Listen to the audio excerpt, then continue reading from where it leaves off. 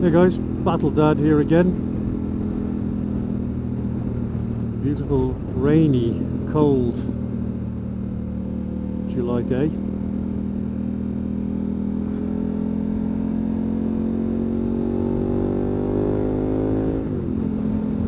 So I wanted to have a quick word about motorcycle gear and the types of gear that I've been looking at and picking up. So it is now 2016. I've been riding since 2007, and in those early years of my motorcycle journey, I was chopping and changing bikes and kit quite a lot. Really got to find out what I liked. And I was in quite a fortunate position that I was able to do that. I say fortunate, unfortunate maybe, because the amount of money I wasted just testing things and trying things out. So for example, I bought a Cabur Justissimo lid as my first one because it had that inbuilt visor which looked really nice. But what I later realised was it was just noisy as hell, really noisy. So I started looking at, well, how do I just buy the best kit that I can? And I'd been through a few suits of different bits and pieces, Field Shear and Heingerich, ending up with Alpine Stars for a few years, their Jet Road stuff. I was doing a lot of sport touring on my ZZR 14. And then I went and bought the Rukka ArmaS suit in 2013, which I loved. And I will have a review of that on the blog somewhere. But the pros of that were pretty much the safest suit money could buy, more or less, with all the technology that was in it. And I actually used it in minus 10. I remember leaving the house one morning, it was minus 10, and I rode from my house in South Wales to Land's End. It was 12 degrees down there. And then I rode back up and it was minus 12 and snowing. And that suit was just perfect, absolutely perfect. Just kept my temperature where I wanted it, which is just in the really comfortable zone, not sweating, not cold, and it was superb. I would also worn it in pretty much the worst storm the UK had seen for years. It kept me dry as a bone, nice and cozy. Meanwhile, my mate went home with a mild case of hypothermia, spent 2 days in bed. So, good kit is not to be underestimated. Because if you're not thinking about being cold and uncomfortable and you're focusing on the road, especially in shitty conditions, well worth every penny, right? But the downside of it was, essentially, it was cut around the hips on the trousers. Not particularly comfortable, so even though I was wearing the right size, I tried the next size up, it was just too big and too baggy, not very good.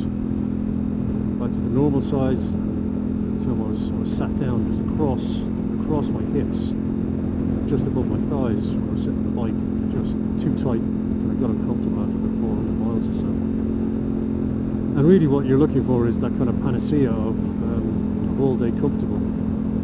It's no good doing everything but lasting you all day. So I've actually sold that suit and bought 2 new suits. So this one that I've got on at the moment is a suit I bought in the US, which is the Klim Badlands KTM kit, which is the 2015 model. And I bought this particularly for doing kind of off-road bits and pieces, because I have actually started taking the 1290 off-road. Now, not kind of enduro off-road, but actually progressing from dirt tracks and fire roads into kind of dry riverbeds and rock gardens and that kind of stuff, mud and sand and what have you. Thanks to these Hydner K60s I've got on. and I'm really enjoying it. What I was finding was that the ArmaS kit was just too heavy, too bulky, and when you're kind of up and trying to move around on the bike, it wasn't particularly good. So I got this Klim stuff, which really is like a technical outer shell. It doesn't have any liners in.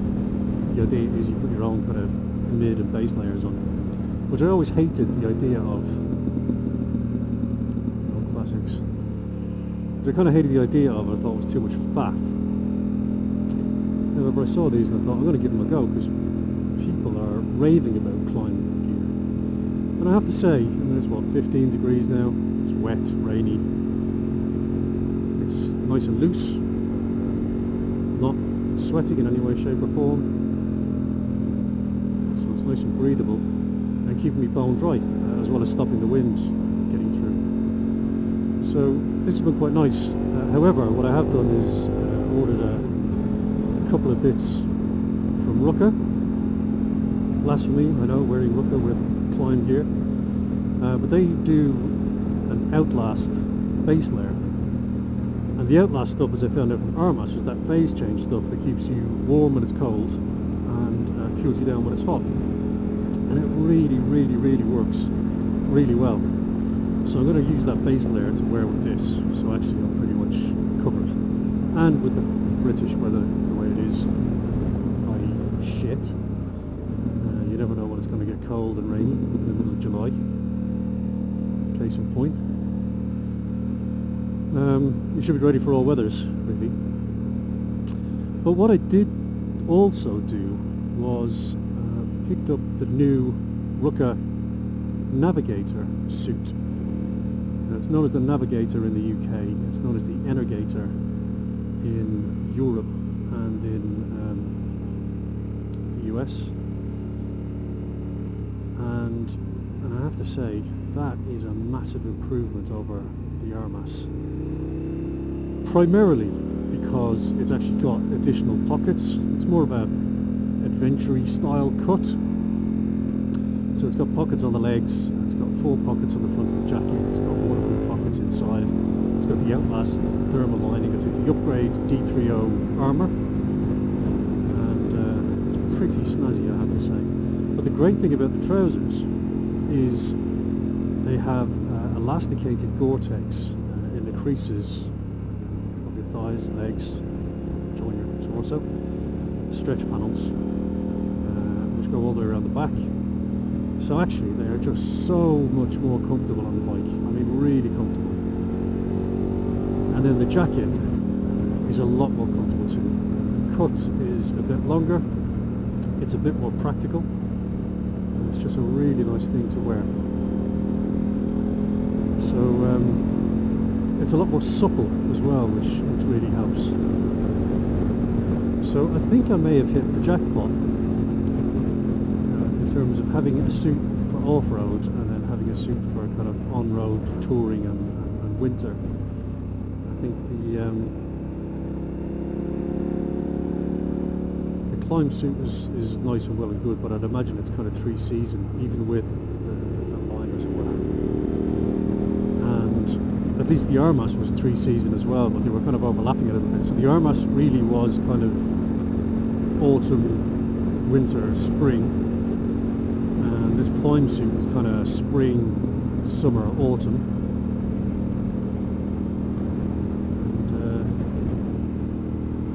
But if I was going to go with one, and one only, if I was only allowed one suit, I think I would take the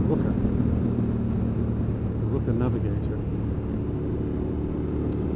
Purely based on my experience with the ArmaS and how good that technology is, added to the additional kind of functionality of the Navigator suit, with that Outlast lining, with the upgraded D30 armour, it's pretty special. So, you know, if I had to wear it 4 seasons, I think that's the one probably take. Maybe just take the liner out for doing a bit of off-road. It definitely seems a bit, I don't know. The jacket's a little bit heavier than the ArmaS. That's purely because of the D30 armour that's in there. But the D30 is also that phase change type stuff as well, which is soft and pliable until it's hit with some force and then it solidifies and protects whatever it's wrapped around. You know, I've used that on mountain biking, downhill mountain biking, Now I dropped straight onto my knees and yeah, no pain really. Phenomenal stuff. I'm hoping I never get to test it on the motorbike, but really is clever kit. So yeah, there you go. Check out the Rukka Navigator.